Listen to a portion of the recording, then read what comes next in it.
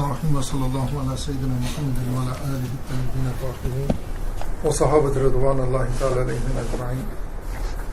We move on to the Salat in Jama'ah, inshallah. So we're done with Jum'ah. So verses 163 and 164.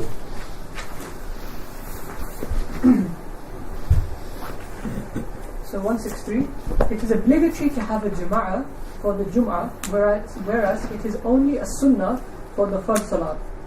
And the excellence of this Jama'ah is obtained by catching at least one rak'ah. Number 164, it is recommended that the person who has prayed alone at home repeat the Salat with the Jama'ah, but not in the case of Maghrib or the Isha when followed by its Witr. Okay. Now, we've already covered that, when Jum'ah is wajib, it has to be prayed in Jama'ah. Can't be prayed on its own. The rest of the prayers, to pray them in congregation, is a sunnah. We don't say it's a stress sunnah, we say it's a sunnah.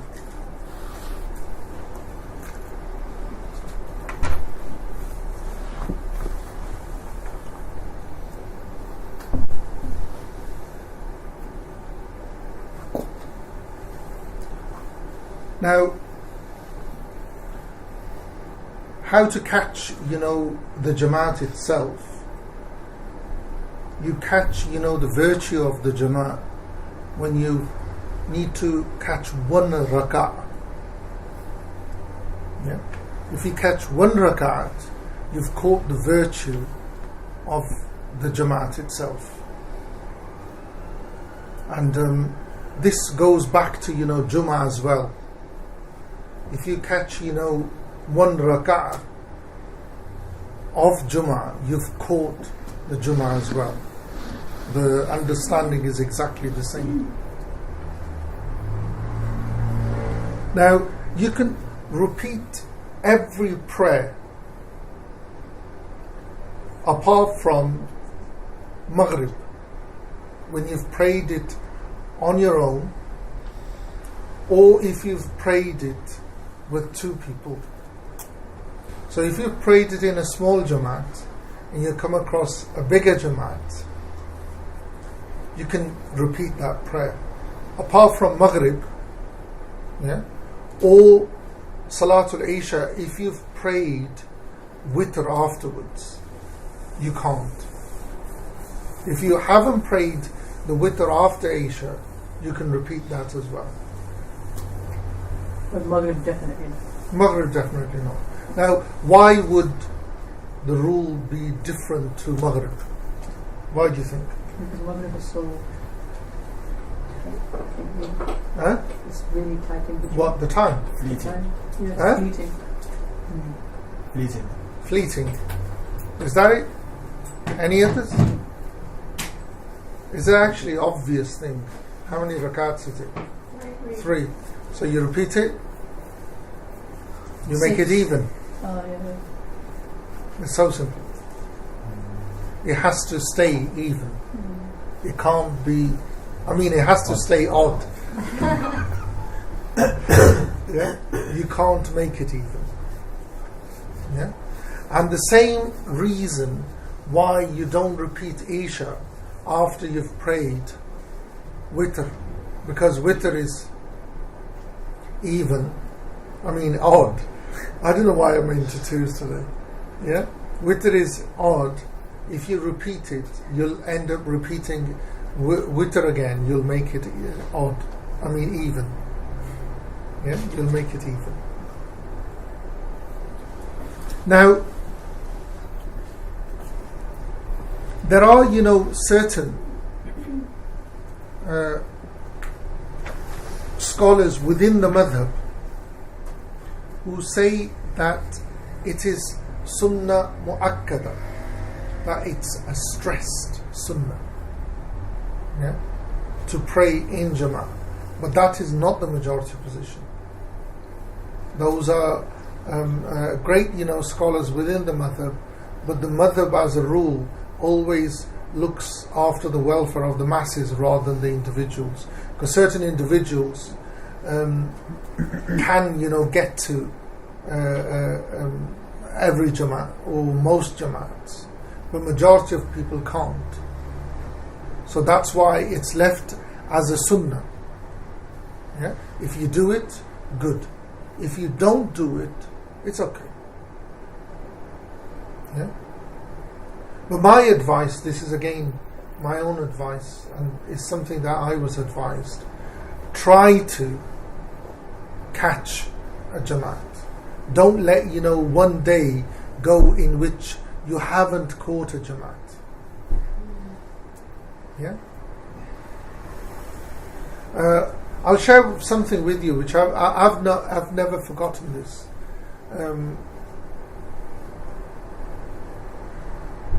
This is in the early 80s. I went to pray Asr on Jamaat standing. All we could hear was someone weeping at the back, really loudly as well. So when the Jamaat finished, everyone turned, and this elderly man who used to be there before everyone, but today he was in the last saf. And we all asked Hazur, what's happened? And he just wept more. The more people asked him, the more he wept. So people really thought that something bad had happened. So once everyone calmed him down, he said, I missed my 4 sunnah before the Fard prayer. This is the first time in my life this has happened. It's just that when you pray in Jamaat, you don't know who's there, and God accepts your prayer for you don't know for what reason or for whose reason. Coming back to the Jamaat itself, there's something, there's a light, there's a physical light, there's a physical nur that descends on the Jamaat. Yeah? It descends on the Imam, then it goes right, goes back, right, then left, and it keeps going right and left, till there's nothing there. So everyone shares, and this light descends on every Jamaat. Yeah? This is the reason why that when you go, you try to get on the right rather than the left. Yeah? Have you noticed that a lot of people want to go on the right than the left? It's because they get it first.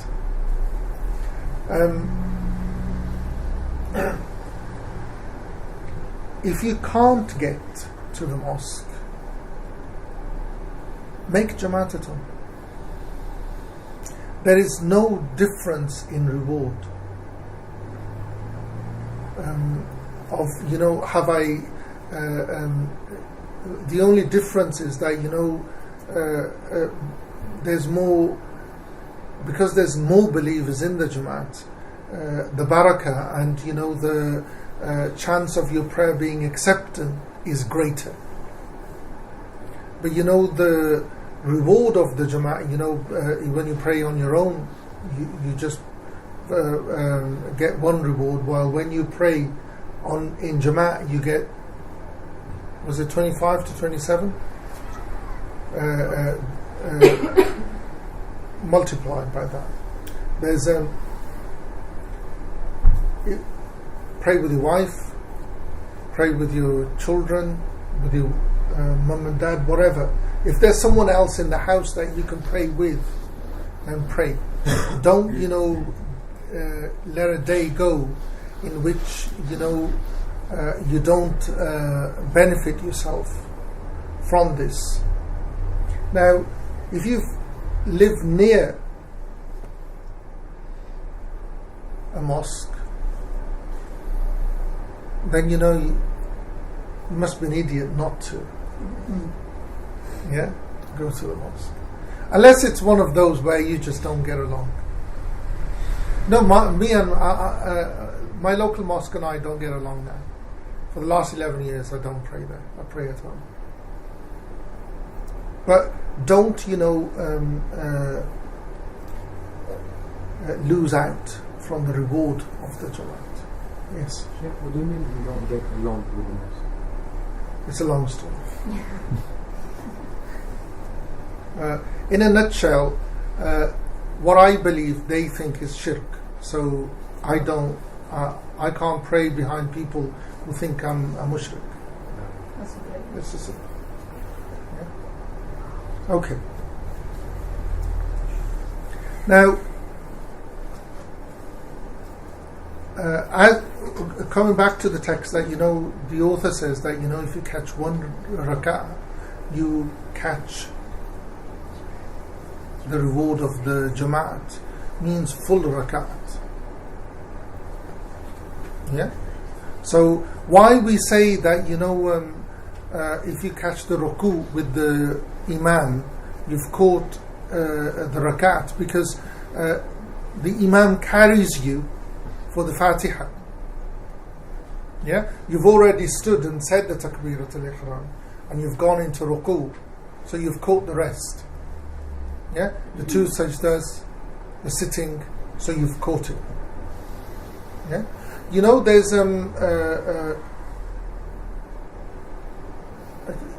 just something from me. If you get up late and you can catch one rak'at before the sun rises, make sure that you do it. Yeah, even if you because Maliki fiqh permits you to do tayammum at that time. Yeah, do tayammum, make sure that you catch. So and it's the same as the sun is setting. So for whatever reason you haven't been able to, if you catch one rak'at, you've caught Asr, or if it's Dhuhr, you've caught it before the sun is set. Yeah. If you're not sure whether the sun is risen or not, it's very near. Yeah. What do you do? You just pray it anyway. Just pray, because the thing is that when the thing with the rule within the school is that you don't delay prayer. Imam Malik, this is we have this from Imam Malik himself, that you don't delay the prayer. The understanding is that you owe something.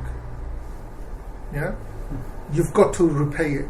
So if you've got the ability to repay it back, why do you hold back?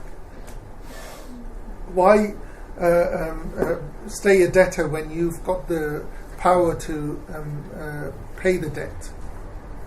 And Sayyidina Rasulullah sallallahu alaihi wasallam was asked, what's the best action? Yeah, Afdalul Amal. The Prophet sallallahu alaihi wasallam says, prayer in its first time. Yeah. So you find that the Malikis, Shafis, and Hanbalis were sticklers to this. Time comes in, pray it. Okay.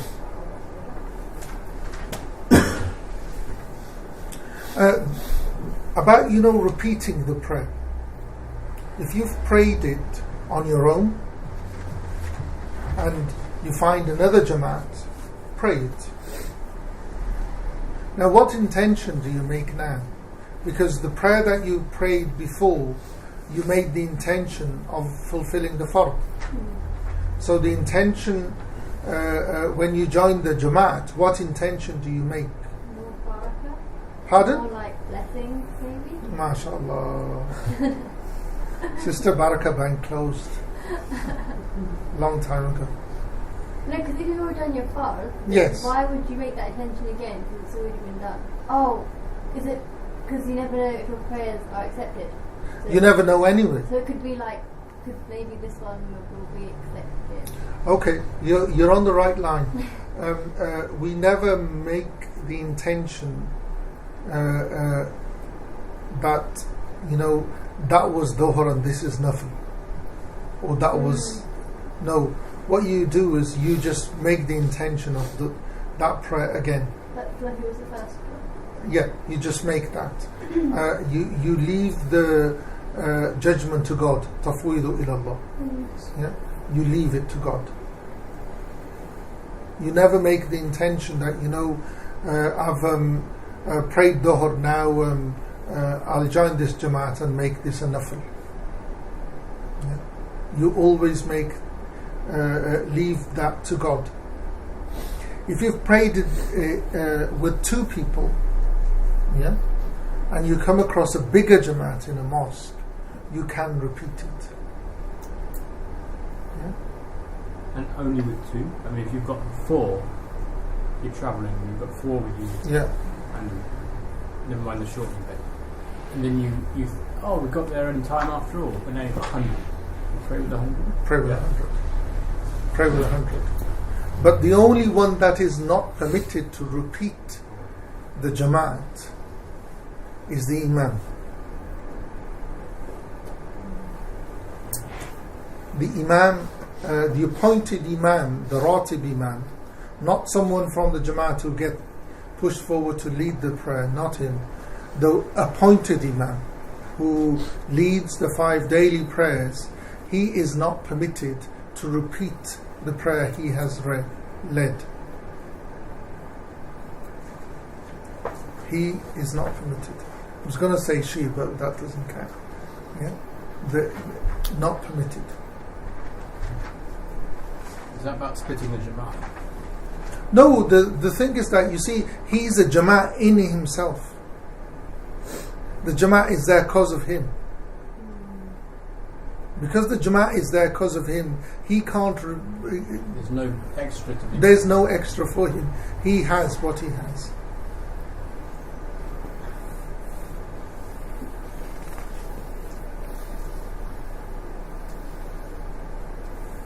The other thing is that, if you have led, if you have prayed in a Jamaat, yeah, you are not permitted to lead another Jamaat. Okay. Yeah. This happens a lot with our Ikhwani brothers. What? There are Ikhwani brothers. There are brothers called Ikhwan. No, it's called Ikhwans. Ikhwani means brother. And the Shafis do it as well. You go to the mosque and someone's making up the rakats that he missed with the Jamaat. So what'll happen is they'll tap him on the shoulder and then they'll start another Jamaat behind him. Yeah? But he's already prayed his prayer in Jamaat. It voids the prayer. He can't lead another Jamaat. So if you've prayed in Jamaat, you can't lead another Jamaat. As to, Isha, if you've prayed Isha and then, you've prayed your witr. Now the witr is odd rakat. And it's the last prayer as well. So you don't repeat it. If you haven't prayed your witr, you can repeat your Isha. If you do, want to, it's bad fiqh, but if you do it, just don't repeat your witr. Does that make sense? Okay. Is there any thing you can think of about Jamaat? Yes. Checking the caption prayer. Yes. Is it from the ruku'? Yeah. Or from... You only catch it from the ruku'. You don't catch it from the... we're talking about the Jamaat. Yeah, you don't catch it from the sajda or the jalasa. Only You from don't. ruku'. Only from ruku. So you wait until the ruku is over? No, you always Just join them. You always join the Jamaat. Yeah, but if you know that that's the last sitting, it's pointless. I'm coming to yeah. And this is before they come up from ruku', right? Before they come up. Okay. Before they come up. Yeah. The thing is that if you go in and they're in sajda, you don't know what position it is. Yeah. So you always join them in sajda. You always join them in ruku. Yeah. If they're in, if they're sitting, it's up to you. Yeah. If you want to wait, see if they say the salam. If they say the salam, begin your prayer on your own. Yeah. If they stand, join them. Yeah. But good fiqh is that you always join the Jamaat. Yeah. But the virtue of the Jamaat, you won't catch it until you catch the ruku. You won't catch it with the sajdas or with the sitting. Yeah. Yes. Sometimes in uni when we're praying, two people start off. Say it again? In uni when we're praying, in the MFC, the prayer rooms, two people will be standing because there's no one there. Yeah. And then suddenly a brother comes in. What happens is because we're standing together, one person right next to me reading, the brother will come from behind and slightly push me back, and then they'll, while I'm praying, and then they'll new rules start. That's like the thing that we do. Is that right or wrong? Or? Yes. Something that I should have covered. When you stand in Jamaat,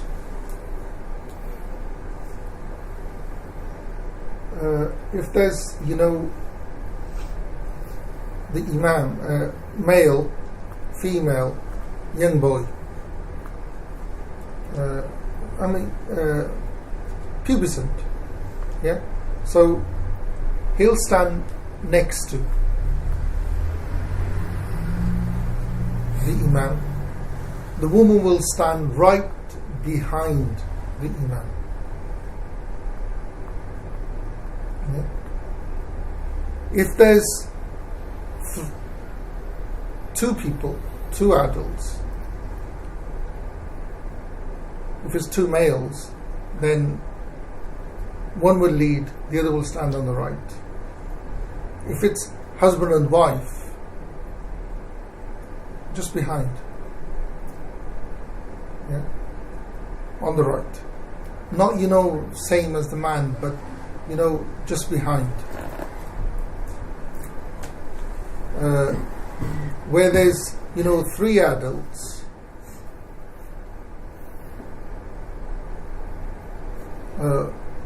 male, man, the man, one will be in front, two will be behind. Yeah. If there's a woman, the woman will be behind the men.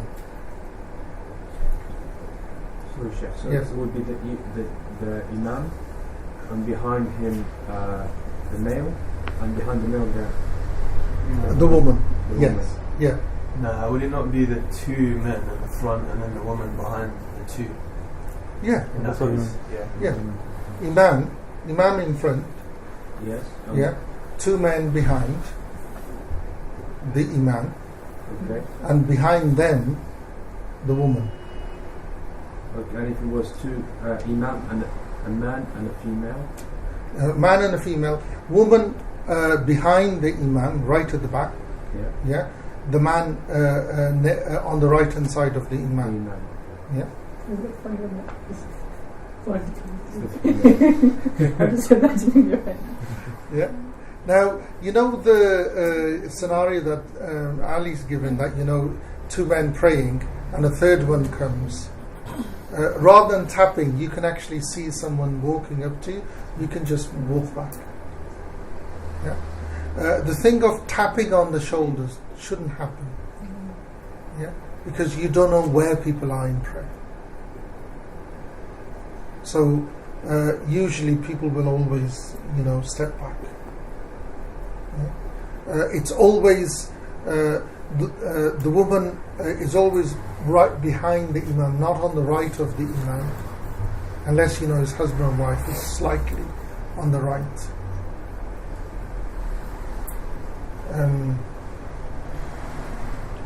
In a normal jamaat, if you end up all the safs are full, don't pull someone out.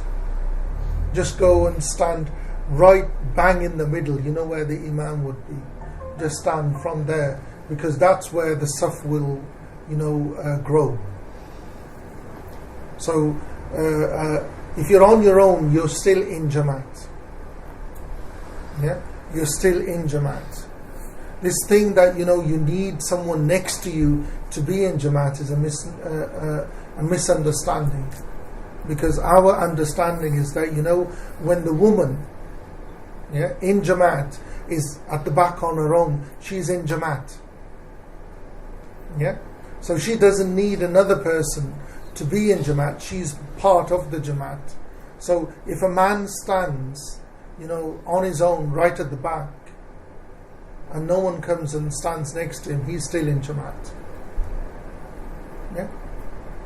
So you would advise that in that situation, if the man doesn't step back, rather than tapping him, just stand? No, he'd come back. What if he doesn't? No. What if he's waiting for a tap? A lot of them he's waiting for a tap. Most people wait for a tap. Oh, they wait for a tap. That's Oh, the thing. tap him then. People wait for a tap. God. People wait for taps. That's really funny. Sometimes you're so in concentration. Stand up. But yes. So, Sheikh, so for a female, it doesn't matter if she's the wife of the imam or not. She stands behind the imam. Yes. We don't have this thing that husband and wife can't pray together.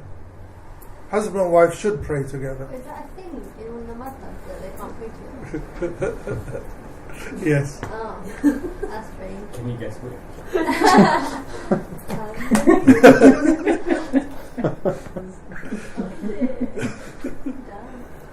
Yeah. They should pray together, because the thing is that it's better to be in jamaat than praying on your own. And sometimes you can't catch any of the jamaat, but that jamaat, that's a jamaat. Yeah. If you end up, right at the back, there's no other space, and you're standing next to a woman, you're fine. There's no problem. Or vice versa. If a woman ends up in the middle and men start, that's fine as well. Because these things used to happen before we ended up with these galleries and stuff. Is there anything else on think of? No? Sheikh, Yes. when you pray in Jamaat, does the person leading pray your prayer?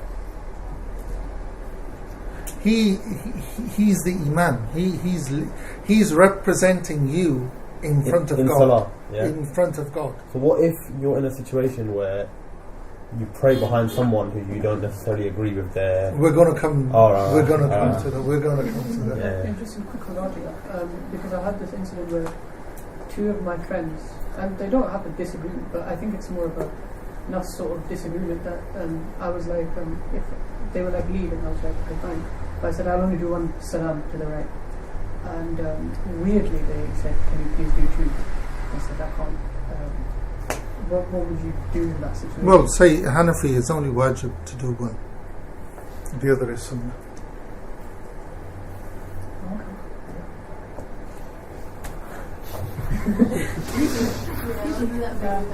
Take comebacks. She's from America. He said that That would be the latest. if you think it's going to cause controversy, start asking, just do the two.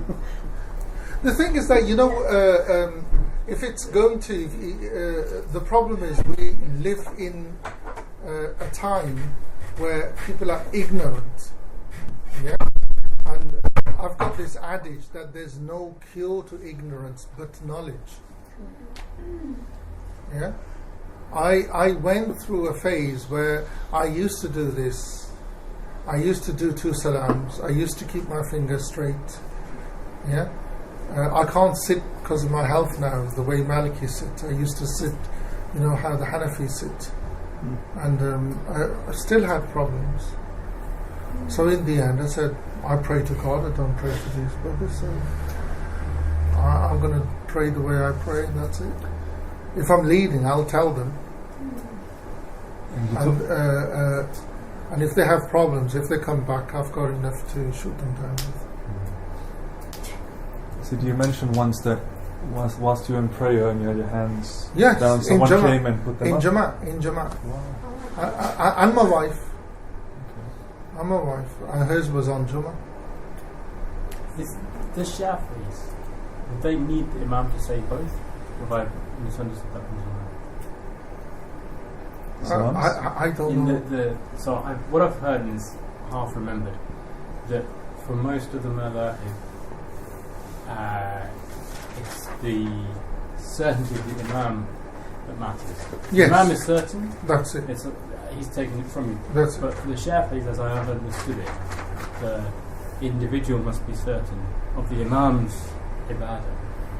I'm not so fluent in Shafi fiqh, but the thing is that in regard to the salam, the evidence we have, Shafis don't have a comeback, because the Prophet ﷺ says that it's one takbir that makes everything haram. Yeah, one takbir, takbiruha tahrim. وَتَسْلِيمُهَا تَحْلِيل. That the takbir is what makes it haram. Everything that's halal becomes haram. Yeah. And it's the taslim that makes it halal. Yeah? And this hadith, no one has a comeback to. Okay.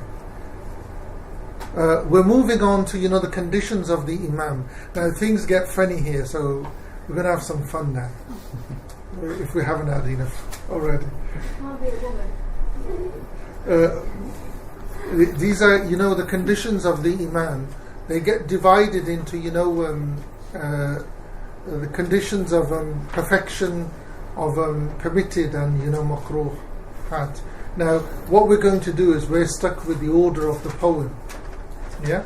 So we're going to go through them as they are in the poem.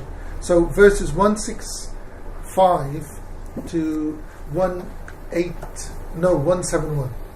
Okay. 165.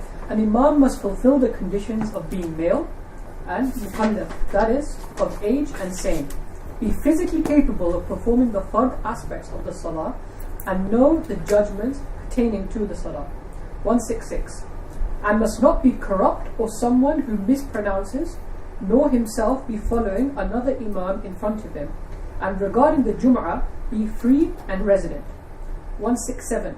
It is makruh in the case of someone with incontinence or with sores, or when a Bedouin serves an imam for others, and desist from performing the salat behind someone if people dislike him as imam. 168. Likewise, a person whose arm is paralyzed or amputated, or not wearing a cloak when imam in a mosque, or when a row of the salat is 169, interrupted by columns or standing in front of the imam, or performing another jama'ah after the regular jama'ah. 170. Likewise, appointing a regular imam who is as yet unknown, or someone who is blameworthy, uncircumcised, a slave, a eunuch, or a bastard. 171. It is permitted in the case of an impotent man, a blind man, someone with a speech impediment, or afflicted by leprosy, as long as sight, and this is enough for our purposes here. Okay. It's quite comprehensive. Isn't it? Yeah. Yeah, go on. We haven't begun yet. Let's hear the question. Bismillah. Bismillah. Oh no. So say the imam has really bad tajweed. Yes. Okay, the person leading, and like I don't know, it sounds a bit arrogant, but like say they can't do like Fatiha properly or Yes. whatever. And is it like A, can you just be like, I'd rather just pray on my own, or do you just kind of say, well, there's like since everyone else is following them, kind of just I don't know. It's happened to me a couple times where I'm just thinking, I think you're listening and you're like, even the Fatiha isn't. Okay. You know, one of the advice I was given by a Mauritanian alim that if they can't say the opening takbir, just pick your slippers up and walk out. And that's not Arab, like. Okay. That was not Fatiha. That was just a takbir. Yeah. Okay. Because if they can't say the takbir, just walk out. Oh, salad. Just walk out. No, it sounds really rude, but it's true, I guess. Yeah. Okay. So what we've got is that the conditions of imama in this, they're split into two. They're either conditions of soundness, of correctness, and the second is conditions of perfection. Yeah, and then the third would be makruhat, things that are abhorrent. So the first condition of correctness, according to the poem, the verse, is that has to be a man. Yeah, has to be a male. Can't be a woman. If he prays behind a woman, not literally behind a woman, but is led by a woman, batalat salat. Salat is null and void. Even if she is a scholar? No, leading as in imam, not praying behind, leading the prayer. Yeah. A woman can't be imam. She could be mujtahid mutlaq. Yeah. No. Okay. Yeah. But that's set in stone because you have all of these things now. It's never been fluid. Okay. And the reason is, I don't know if it's the same with the Maliki method actually, it's because it was never established in practice. So Yes. you don't change anything in ibadah. So we're outside, is this correct? So we're outside ibadah, if it's not haram, it's at some level of accepted. Whereas within ibadah, if it's never been done, then it's haram and it's completely out. Yeah. So outside the prayer, outside. anything that's never been, like, so for example, women never led the prayer in Medina, so we don't know whether women can't lead the prayer if we're following the main rules of fiqh. Yeah. But when it comes to ibadah, if it's not been done, you don't do it. So ibadah's kind of got its own set of rules. Your own personal worship. No, worship itself. Yeah. You see, the Prophet ﷺ is the lawgiver. Yeah, he represents God on earth. He perfected the deen. God perfected the deen through him. So if this was something that, if the fard prayer, yeah, I'm talking about the deen now, not Maliki fiqh. If the fard prayer had been if it was permissible for it to be led, yeah, by a woman, the fiqhs that survive would permit it. Yeah, not the defunct schools of fiqh or just rare opinions. We just don't have any mainstream opinion or record of a woman leading the fard prayer. Yeah, we do have within Islam women leading women in non-obligatory prayer. Yeah, the Hanafis permitted, I think the Shafis permitted. Yeah, but those are nafil or sunnah, whatever the grading is, but not in nafil. I mean, not in fard. Yeah, it just doesn't exist. The thing that with ibadah, because the Prophet ﷺ is the one who set the rules for us, we don't make them. We just the scholars just explain the rules of ibadah. Now, he did not permit any woman to lead, a fard prayer. None of the Sahabiyat led men in prayer. Yeah? Where we have, coming back to the Maliki school, we have one name. His name's Ibn Ayman. But his opinion was that, women could lead women. But none of the scholars within the school ever followed his opinion. Actually, because we come across this now a bit too much. What? As in the question, so what's wrong with it? Women? What's wrong with the women? What's wrong with women leading men in fard prayer? Yeah? You see, the deen is what the Prophet ﷺ came with. Yeah? Now, if she can't fulfill, it's how God has made her. It's not, us making the rules. It's how God has made her. She can't, pray a full month. So if we appoint, a woman, argument's sake, we appoint a woman to lead the 5 daily prayers, what do we do for the 2 weeks that she can't lead? I know it's a really crass argument, but it's an argument. I think there's also, because I come across this debate a lot, and I'm a feminist, so I engage in this debate. But I think as well, you lose the importance of what does the imam do? If the imam leads the others in the motions of prayer, and where women are missed really is in our scholarship, right? That's where that argument should be. Absolutely. But I think it's also just that in fiqh anyway, you just don't innovate in ibadah. You don't even debate in ibadah. So if it's done like that, it's done like that. For me, I see it as a non-problem. We have problems. That's the problem. I agree. Because you don't find this, voices raised in Muslim societies. In Muslim societies. No. Even in, for instance, in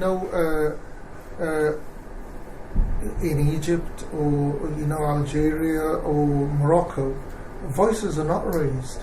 And the most qualified scholarship, women's scholarship that exists within any Muslim society is in Iran. Yeah? No, they have. Huh? My dad says that. No. Women, Muslim scholarship, they have women who are qualified to Mujtahid Mutlaq. She's still alive. And it was a Mujtahid Mutlaq that qualified her as a Mujtahid. It was her husband who qualified her as a Mujtahid Mutlaq. And in, the house of, the upper house of Parliament where, the jurists sit, there's so many women ayatollahs who sit in that house. No one has ever. First of all, in Sunni fiqh history, after the Tabi'een, we don't have a woman who's qualified as a Mujtahid Mutlaq. Yeah, and second is that no one has encouraged women to study to those stages, levels of knowledge. And even when they do, we have this now in Iran. There's never been. This question has never risen. Why does it arise in non-Muslim countries? Because the position of the priest, I guess. Because we see because the priest leads a prayer, but he also leads people with wisdom and knowledge, right? He's the man who imparts wisdom and who leads the prayer. And people make a false, I think people are making a false kind of comparison with imams who don't have that. No, the Imam is not, the Imam is, he's not the best qualified person. Majority of them are not, their scholarship is, questionable. What women should be doing and pushing is studying and reaching those levels. Yeah. Inshallah. If you look at Zaytun Cambridge Muslim College, there's lots of women going through this now. That's good. That's good. That's good. That's good. So what's the name of the Mujtahida Mutlaqa in Iran? Oh God. Can anybody remember? Her name's Fatima something. Fatima Marnisi? No, she was sorry, she was Moroccan. I turned off and then came back. It was talking about Marnisi. No, she's the first one in Shia history of fiqh. And she's still alive. She's still alive. I was reading about her that her husband, she studied under her father, but her father died before she could qualify, and then her husband, who was a mujtahid mutlaq, the ayatullahs, the title ayatullah in Shia fiqh is that they get given the title ayatullah when they write a risala on fiqh.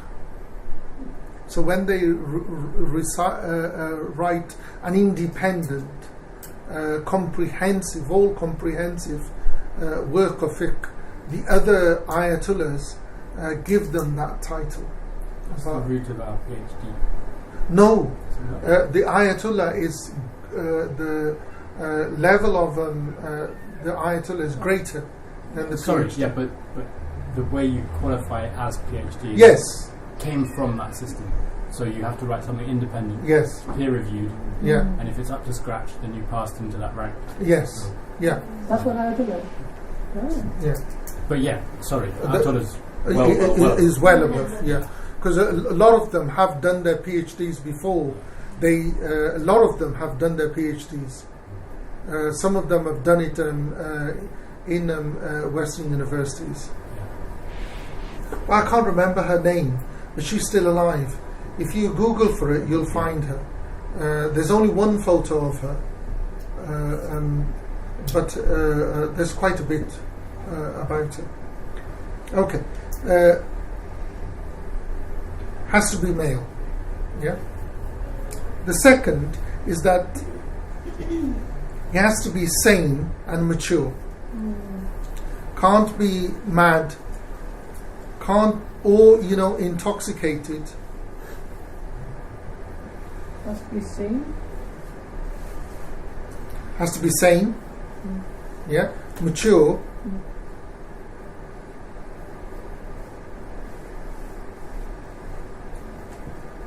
If they are led, if someone is led by someone who is mad or intoxicated or overwhelmed by their senses, their prayer null and void. If they are led by someone who is mad, intoxicated, or overwhelmed, his senses are overwhelmed, their prayer is null and void.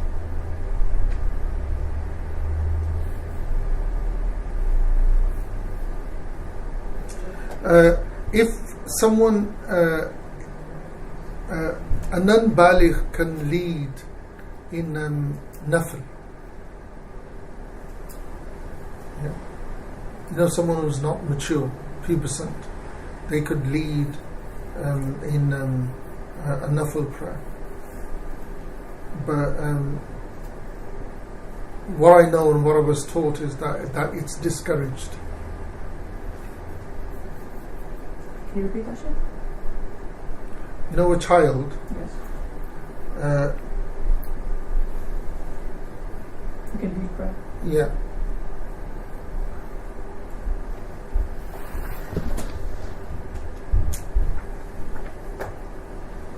But if they don't do it, it's better. Third, if they, are unable to fulfill the arkan of prayer, the fara'id of prayer, the standing, the ruku', the sajda.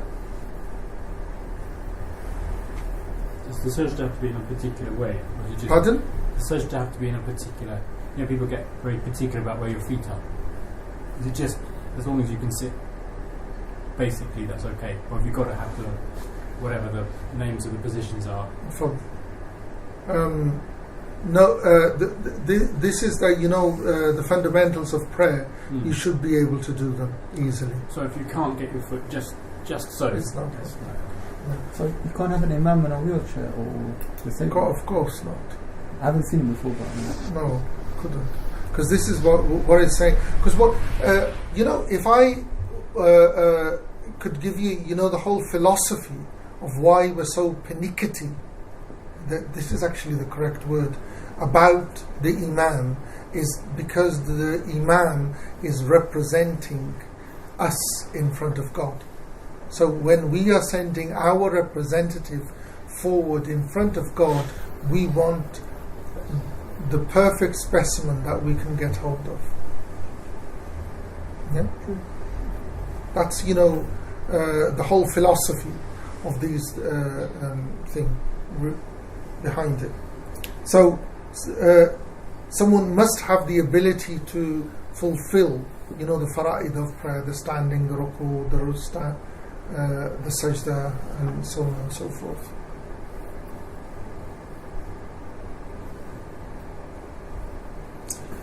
Number 4, the imam must know the rules of the prayer, meaning that there must be a scholar of prayer.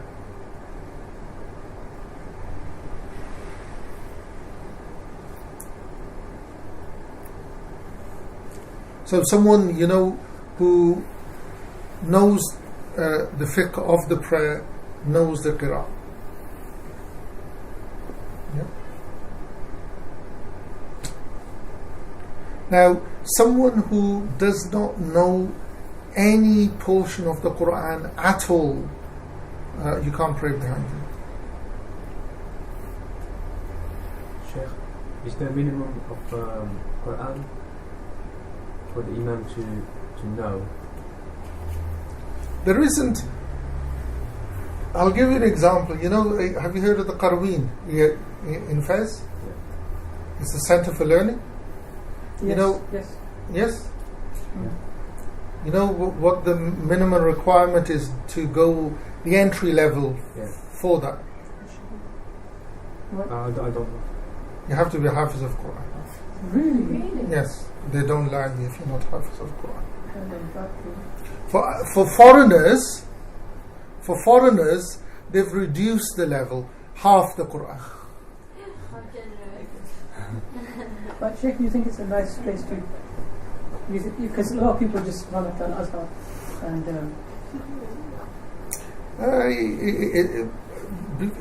at the moment it's good. It's the same thing for Al-Azhar. Pardon? Every single scholar of Al-Azhar has to be a Hafiz as well. There you go. No, but the entry level for Azhar is not that they have to be a Hafiz. I don't know what's the entry, but the end of it. No, by the end of it. But here, the beginning of it. That's the difference. Brother, what's his name? Mohammed, right? But did he? No, Muhammad. What you've got to understand is Azhar is on different levels. When you go, they throw you in with the kids. That's what they do. Well, if you know the stuff, you're up there. So if you know your Arabic, you know your Quran, you're going to sit with the alim. If you don't know it, they're going to make you sit with the children till you know it.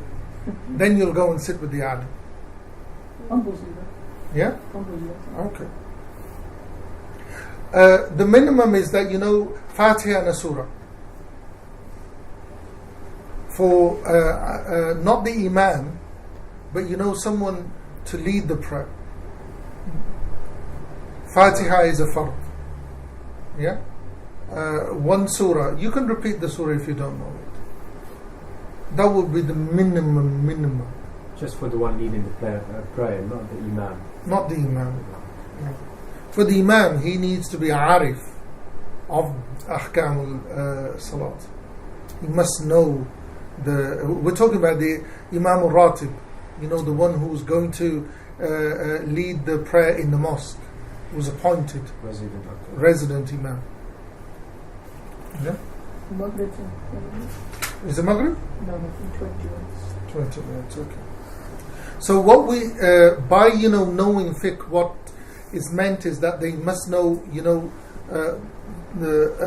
hukm of wudu, of ghusl, how to correct their wudu, how to correct their ghusl and their prayer, know all the ahkam of the prayer, the wajibat, and the sahw, the ahkam of sahw, how to correct your prayer. And it's very easy to know the ahkam of the prayer, but you must know how to correct your prayer, which is more important. Yeah. Number 5, mustn't be a fasik. What does that mean? A sinner.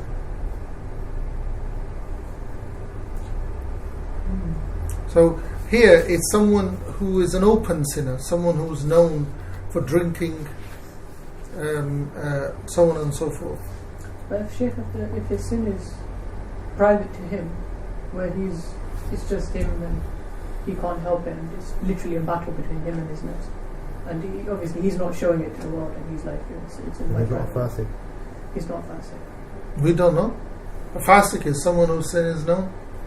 So a lot of these are it's very hard to tell, to actually confirm whether it's like someone can be drunk, but it's not, you can't that easily tell. But you can easily tell. No, you can't.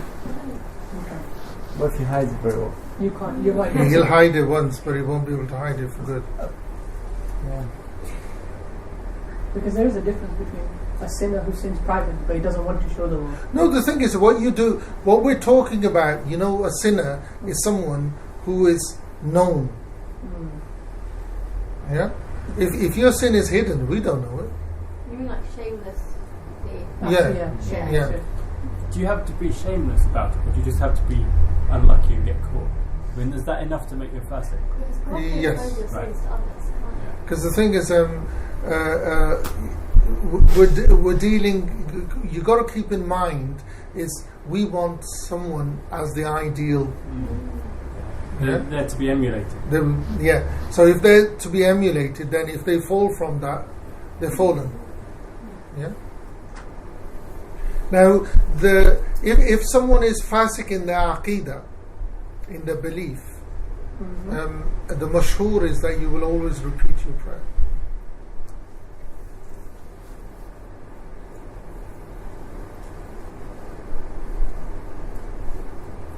Now, what you were saying before, that if the sin is a private sin, prayer behind him is fine. We're talking about an open sinner whose sin is known. Yeah. Actually, what is not, because some people do have this where somebody else exposes them. Say again? What about people who literally go out their way? This is disgusting in my opinion, but go out their way to expose another brother, even though that brother. That's between them and them. That's just between them. Yeah, because what can we do about it? If it's a riba, the rules of riba, you don't believe it anyway. Fasik al-aqidah, you hear riba. Anthropomorphism, will that come into that? Yes, fasik fil aqidah. You will always repeat your prayer. Would you consider a fasik in aqidah? So, if you're following the Ashari tradition, you would still accept the ones that are widely accepted within the schools. But I guess what I'm saying is I'm a bit ignorant. I don't know which ones what in modern day aqidah we would consider fasik. Right. We won't consider the Asharis fasik fil aqidah. We won't consider the Maturidis fasik fil aqidah. We won't consider the Hanbalis fasik fil aqidah. We will consider everyone else Fasik fil Aqidah. Oh, really? Yes. Dr. Umar said something like that, and I was really surprised. So I was wondering whether it was just Dr. Umar. No. This is standard. This is standard. This is not, and the thing is that, within the Asharis, the Maturidis, and, the Hanbalis, it's very difficult to point now who's Fasik fil Aqidah now, unless you're a Shia. Mm-hmm. Yeah? Unless you go around saying anthropomorphic, you literally believe God's a human being. Oh yeah, there's quite a few of them. I know there's a sect of Shiaism. No, not Shias. I mean, that there's people out there who believe this kind of stuff. But this thing that the Ahl Sunnah wal Jama'ah, and this is if you want to quote, this is Imam Isfaraini, the Hanbali, who says this. That the Ahl Sunnah wal Jama'ah in Aqidah are Hanafis, Malikis, and Hanbalis. Yeah, the Hanafis are Maturidi, the Malikis and Shafis are Ashari, and the Hanbalis are Hanbali. The Shafis and Malikis are Ashari. I think it was Mufti Abdul Rahman Ibn Yusuf, the Hanafis, and he said it's very difficult to find pure Hanbali Aqidah, the real Hanbali Aqidah. Look, if we want to save people, it's very easy, but if we want to throw them, it's very easy. Yeah? So it's better to save.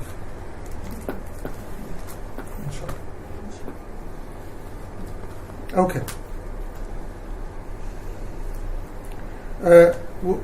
With this, Fasik, we're talking about not Aqidah, we're talking about Fasik, an open sinner.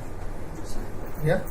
And when it comes to Aqidah, if you, rule of thumb, if you're not sure, repeat it. But don't cause, this is Ibn al-Hajj, Sahib al-Madkhal, he says, don't cause fitna. Don't cause fitna. True. Yeah? Just go aside and repeat your prayer. That's the same scholar we talked about before a bit as well, Ibn al-Hajj. Do you have an opinion somewhere? No, this is the first time I mentioned him today. Oh no, that's Ibn Habib, sorry. Yeah? Okay.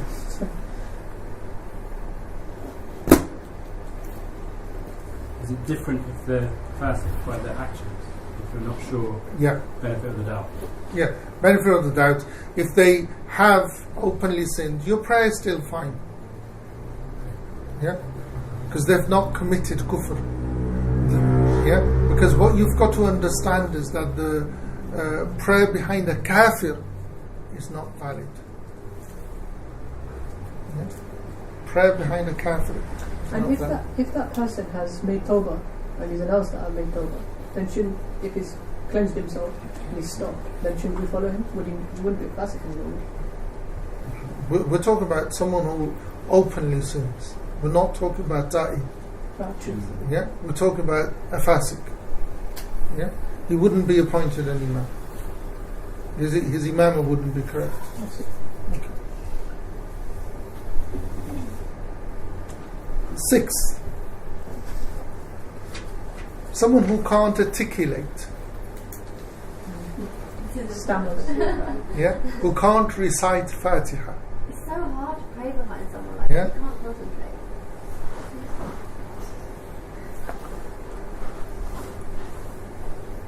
Now, there's opinion, someone who can't recite Fatiha, yeah, someone who can't differentiate between Dad and Da. Yeah? Dad and Da. Someone can't differentiate between that. So, prayer behind them is not correct. 7.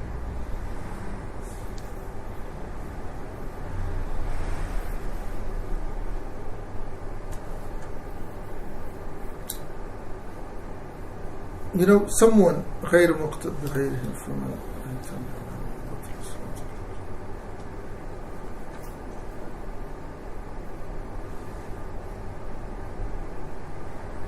someone who's already prayed.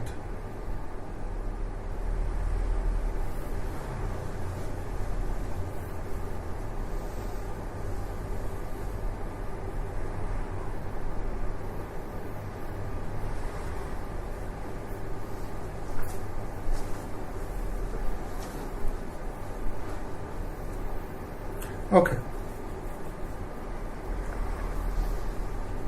Now, because we're following, the order of the poem, he cuts and comes back to it. So, one of the points in the poem was that, Jummah, for the Imam for Jummah has to be free resident. Meaning that, this is a condition of correctness of Imam, absolutely, in Jummah. If you add specifically to Jummah, it has to be that he has to be resident. He has to be free.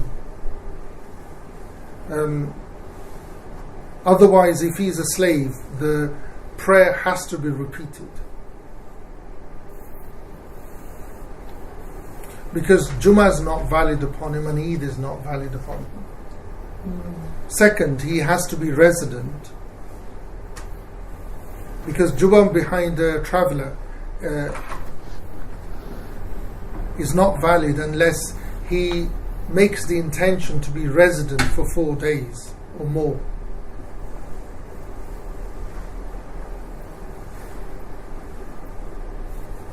Now we move on to things that are valid. The imama is valid, but it's abhorrent. Makruh.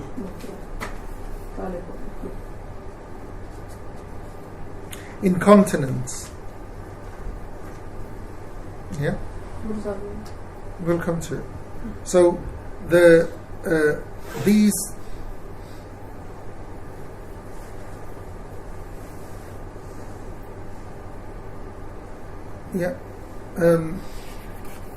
incontinence is that when you urinate, there's a drop. It can be incontinence not just of urine, it can be of feces, it can be incontinence of wind.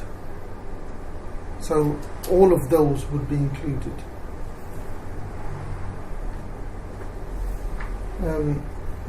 There can be ulcer or wound.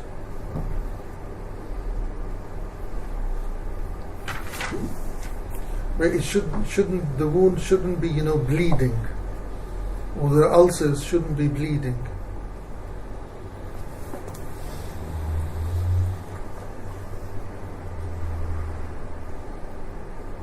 So the second makruhat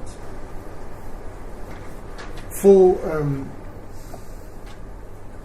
is that it shouldn't be someone from the countryside, a Bedouin or a nomad. In our situation would be how would we say a gypsy.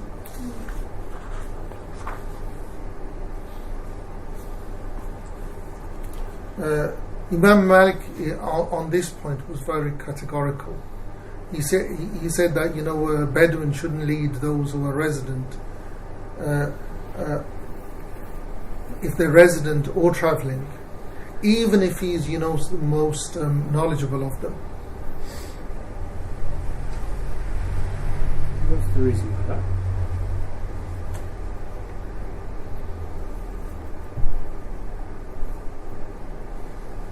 The only way I could think of is that when you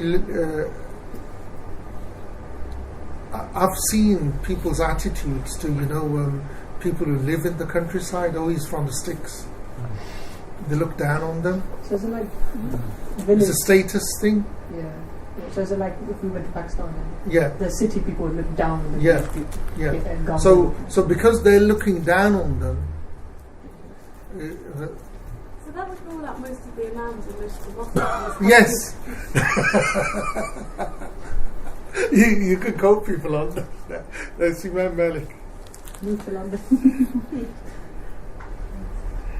Number 3 is the imam of someone who the Jamaat upholds.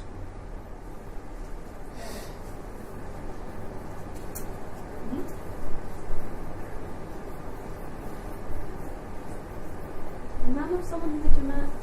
Yeah, the Jamaat don't like praying behind him. Okay. Just as a person. Yeah. Maybe because of his involvement in dunyawi affairs or deen affairs. Can be either. That the Jamaat just don't like praying behind him. So it will be makruh for him to lead. His imam will be correct. But because he's representing us, we're not happy with his representation. So he ideally should, step down. Wow. I can think of someone I know who's in that position. The chaplain in a prison. Yeah. And he's not hardcore Wahhabi. Yeah. So they all, they're very grudging. They call him a kafir anyways. La hawla wa la I hate using that word. Huh? I hate using it. Who? Kafir. Who? Just generally. Who? I know because I've seen somebody do that very out loud, just generally, and I just sat there very baffed. The thing is, one of the worst things that a Muslim can say to another Muslim is 3 things: the K word, the S word, and the B word. What the last? Yeah, kafir. Yeah. Actually shirk, mushrik. Yeah, and mubtadi, person of bid'ah. 3 things.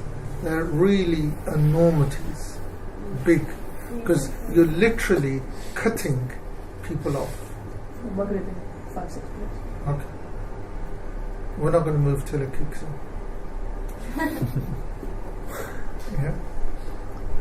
Tell me when it's there. I'll get up and do it. Those are, really words that should be cut off from our vocabulary. Totally.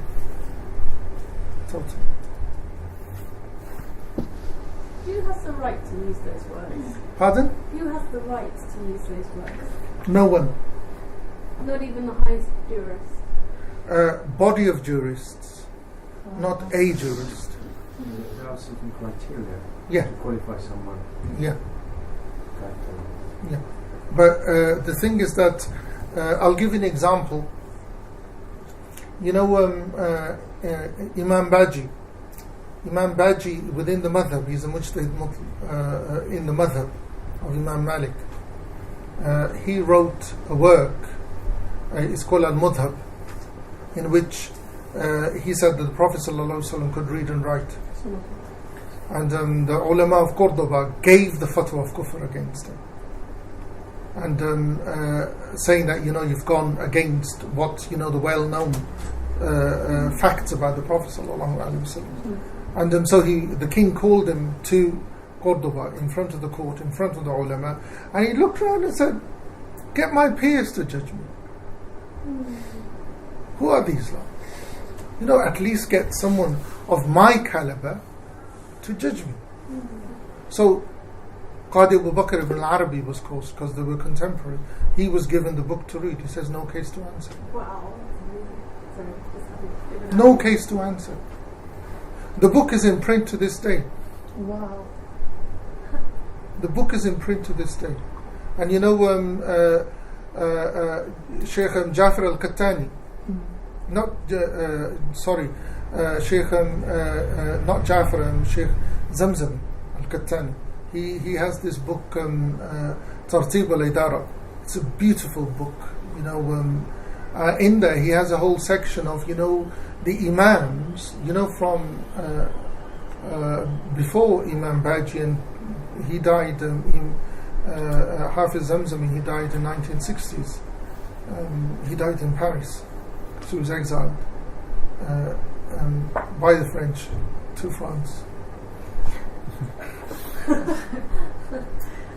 I can see why they would have thought that's a punishment. Yeah, and it was politics as well, Moroccan politics as well. But there were so many people who believed and actually brought facts forward that he could read and write. But the thing that all of them agreed was that no human had taught him. That he could read and write, but no human had taught him. And the Wahhabis to this day, they have a go at Imam Baji. But someone at his level said no case to answer. And this is the thing that when someone has, it would be, in our time, would be a body of scholars. Because one individual, no. Those days are gone. So Shaykh, if somebody, because I've had this personal incident where a brother came up to me, he was Ahmadiyya, and he said, do you consider me non-Muslim? And I was a bit baffed, so, because he's my friend and I don't know, I want to say, but so I said, your belief system, yes, I don't know. Would that be the right answer or no? The thing is that if yes, that his belief is what's kufr. It's like we differentiate between the sin and the sinner. Yeah? The thing is that the only thing that he is not accepting is that the Prophet ﷺ is the final prophet. If he accepts that, he's, alhamdulillah, our brother in the deen. It's probably a normal thing, but is it possible to touch on the Ahmadiyya and why are they not considered? Because the Prophet, Allah subhanahu wa ta'ala in the Quran says the Prophet sallallahu alaihi wasallam is the final seal, last prophet. There is no prophet after him. Their understanding is this chap, wherever he was. He claimed prophethood. He claimed prophethood. He claimed it. But as Isa alayhi salam, saying I am Isa. No, that was before. First he said, I'm the Mahdi returned. Then he said, I'm the Christ returned. Then he said, I'm the Prophet. Okay. But then he said, but after me there's no Prophet. Yeah? Makes sense. Okay. So how come we? Yeah. I had understood that he was saying that I'm Isa. No. And then I'm like, no. He began with I'm the Mahdi. Right. Yeah. Then I'm Isa returned. Then I'm Prophet. Yeah. Then after me there's no Prophet. Okay. Fifth. Oh, sorry. Fourth. Someone with an amputated. Now, by this